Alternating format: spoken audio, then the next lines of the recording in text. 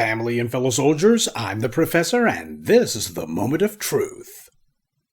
One of the things that the black media has told you for the longest time is that there is no substitute for the moral authority and legitimacy of the foundational black American struggle. There simply isn't.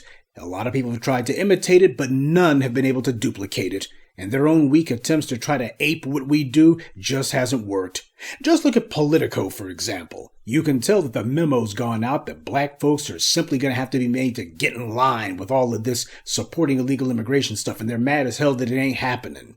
Just last week, you had a Politico hit piece that might as well have been called "All of those black media folks who are opposing illegal immigration, here's why you're wrong." That's what it should have been called. You look at the wording that this Politico piece uses. It's clearly low-key aimed at the black grassroots, and it's meant to refute what we say. That's basically what it is. It's almost a point-by-point refutation of what we've been saying.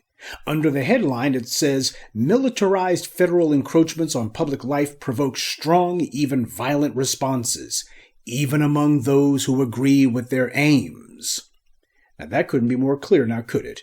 Considering that this guy went out of his way to make black people the subject of this propaganda, he might as well have said, "All of you B1 black media types, you people may agree with the feds using force to remove these illegals, but it's going to provoke a strong, even violent response." But as we'll see later on, the author wasn't merely warning about the possibility of violence. He later goes on to justify it, and he tries to use our history and our icons to do it. In fact, that was the entire point of this little propaganda piece. See, they've tried to have these corrupt, lying misleaders claim that black people support illegal immigration. Why, it's no different than chattel slavery. In fact, you had a number of people who recently have been trying to push that exact same lie. They said to send in the black celebrities, a lot of them tethers, who would say that we support illegal immigration. But the black grassroots didn't go for the okie doke. We're not supporting anything. Instead, we pushed back hard enough where they've seen it. The social media posts, the videos, the podcast, and Twitter spaces. The message has been loud, clear, and most of all, undeniable. You couldn't miss it. They tried to con us. They tried to guilt trip us, tried to coerce us. None of it's worked. So now they're just flat out lying about us. They failed to get us to say that we support immigration, and now the white media is having to do it themselves. And when I say do it themselves, I mean that literally. You have this white guy over at Politico who put out this propaganda piece saying that ICE is in danger of overplaying their hand. And then he goes on to make a false comparison between the ICE raids and the Fugitive Slave Act of 1850. Talk about a reach, but as usual, they're always trying to drag black people into these things that have nothing to do with us. Their shills and liars and con men and con women couldn't get any traction, so the white media is using their enormous apparatus to see if they can just catapult the propaganda themselves. The Fugitive Slave Act, as the name implied, was a law passed by the federal government authorizing white men and whomever they deputized to hunt down enslaved black people who escaped their captors. And if they made it to the North, where they claimed slavery wasn't legal, then these slave catchers had the federal government's authority to catch or even kidnap black people and drag them back into captivity.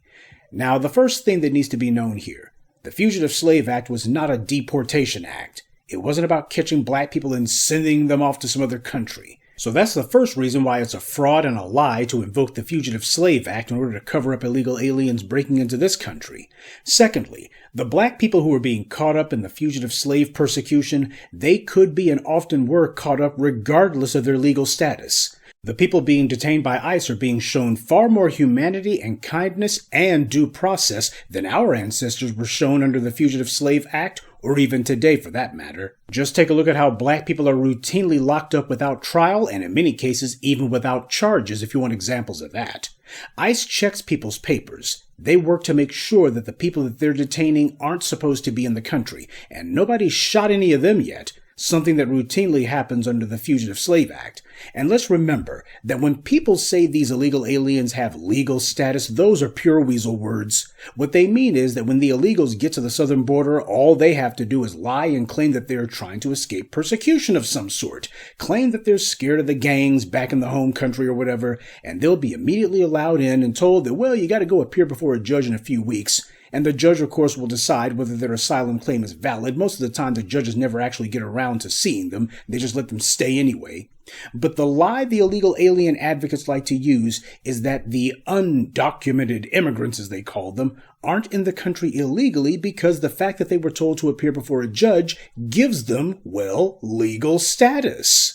The weasel words are, well, nobody said that they were in the country as legal citizens, but they have begun the start of due process, and pending the outcome of their judicial hearing, that gives them legal status. They are here pending their hearing. Last time I checked, nobody ever bent over backwards to ignore the Fugitive Slave Act. They enforced it and didn't care about your legal status. So this site's character is lying when he tries to compare black people being kidnapped by white marauders in the 19th century to the kid-glove treatment that illegal aliens get in the 21st. The illegals getting rounded up are not being taken to some plantation to be beaten, raped, and killed. Their children aren't being sold to some inbred plantation owner either. In fact, they get exactly the opposite treatment. Not only are these illegals not sold into slavery, but they get all kinds of free government money, free housing, free education. Their rights are respected and upheld. Hell, they got rights above and beyond everybody else. They get a raft of government programs for immigrants and all kinds of corporate set-asides for immigrants. This for people who aren't even citizens, aren't even in the country legally. So where the hell is the comparison? Black people aren't the ones getting rounded up. Black people aren't even being harassed by any of these ICE raids. So why are they trying to make it seem like, well, black people, this has something to do with you too? No, it doesn't. For once, we're the ones who are not catching hell. And that's the part that they don't like. As far as they're concerned, this is the world turned upside down. And yet the white media is losing their minds and trying to drag us into this anyway, because this is the con they've run for generations now. Misusing and vandalizing our history and our struggle in order to sanitize their interests. And the people they're doing this for are the ones who practice violent anti-black racism against us every single day. Look at these people ICE is rounding up. They've been attacking and demonizing black people for generations now. If these immigrant groups had been around in the 1850s, they would have been helping carry out the Fugitive Slave Act. They wouldn't have been opposing it. Now look at the weasel words this Joshua Seitz character uses. He has a huge image of a 19th century engraving dramatizing the Fugitive Slave Act, and then he has a legend under it saying a group of 4 black men, possibly freedmen, ambushed by a posse of 6 armed white men in a cornfield. So they've heard us using the term freedmen, and here they are trying to hijack it. I'd like to know which of these immigrant groups was opposing the Fugitive Slave Act. You have Asians who claim that they were working on the railroads during the mid-19th century. Great. So were they opposing the Fugitive Slave Act during that time? See, everyone wants to violate and bastardize our history for their own ends. But when you ask them what moral stance they can point to from their own history, you get crickets. But, as I alluded to earlier, this Politico historical hit piece does more than just try to twist our history into a justification for illegal immigration. This Seitz person also pushes the idea that violence against ICE agents is also morally justified because of the opposition to the Fugitive Slave Act.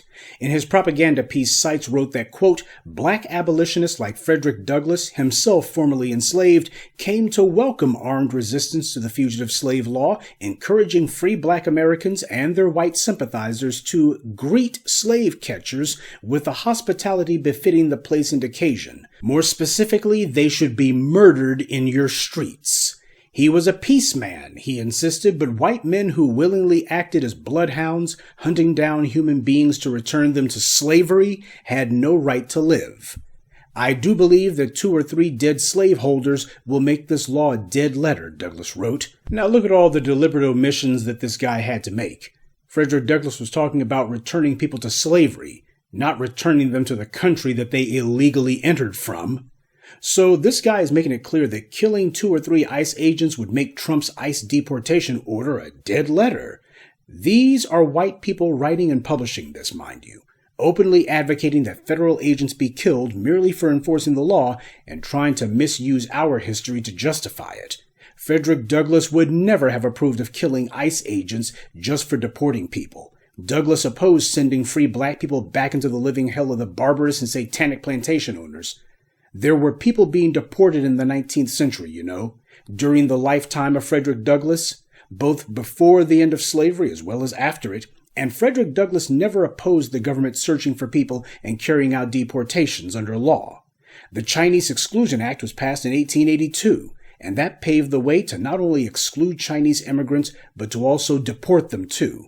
Frederick Douglass died in 1895, which was 13 years after the Chinese Exclusion Act was passed, so he had plenty of years to oppose deportations, only he didn't. So if the Joshua Seitzes of the world want to reach for some historical example of how ICE is on the wrong side of history, let him use the history and experience of the people who are being rounded up, not ours.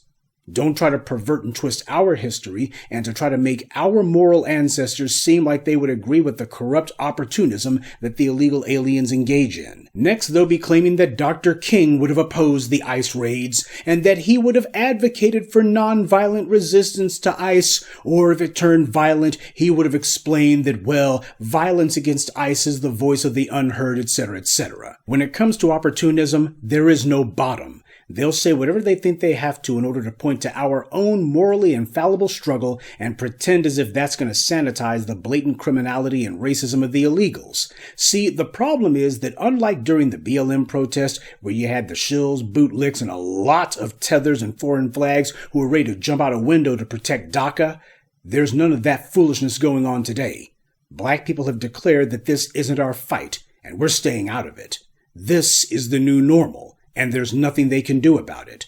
The white left was just so certain that there was going to be some groundswell of opposition to ICE, but that never materialized. The shills and bootlicks who were willing to jump in front of the cameras and make fools of themselves 10 years ago, they're not around today. In fact, most black people aren't even listening to them. So there won't be any convenient black faces trying to give the false impression that we're supporting illegal immigration or immigration in general. When we said we're sitting this one out, we meant it. We don't need some white media mouthpiece to lie about our heroes. We know what they stood for. We're their ethnic and ideological successors. We know what they would have wanted, and they didn't want all this illegal immigration to go unchecked. Seitz tries to use a pretzel-tortured bit of imaginary historical analysis that the Fugitive Slave Act was the piece of legislation that eventually turned people against slavery because of how overbearing the slave catchers were. Fine, but he's putting forward the idea that the ICE deportation authorization could lead to more laws at the state and federal levels and make deportations unpopular because, well, he doesn't actually say how that would work. He just says people wouldn't like it. In the 19th century, the slave catchers were clearly in the wrong, and the runaway slaves were not breaking any laws, they weren't refusing to assimilate, they weren't attacking the white population, and they weren't waving foreign flags either. In the 21st century, we have exactly the opposite dynamic. Whatever violence or property damage or illegality the slave catchers carried out, you cannot compare that to ICE. The illegals, on the other hand, they're much more like the slave catchers when it comes to lawlessness. But that's something that apparently this Seitz character didn't read a history book on. And that's why black people not only are staying out of this fight, but if the Joshua Seitzes of the world want to try to twist our heroes and lie about our history to turn it into some sort of justification and validation of illegal immigration, then we could easily go from being neutral observers to active supporters of ICE. Black people are on code on this issue, and it's not bootlick media like Roly-Poly who's got the pulse. It is, as usual, the black media. The white media just knew that there would be massive protests to the ICE raids and that they would have black folks out front eager to be in front of the cameras to be the stars of the show. But we told you that that wasn't going to happen. These same immigrants don't stand up for themselves in their own countries. They're not about to find their spine here in the U.S. So this is the power of us being on code and staying on message. The white media is having to do their own dirty work.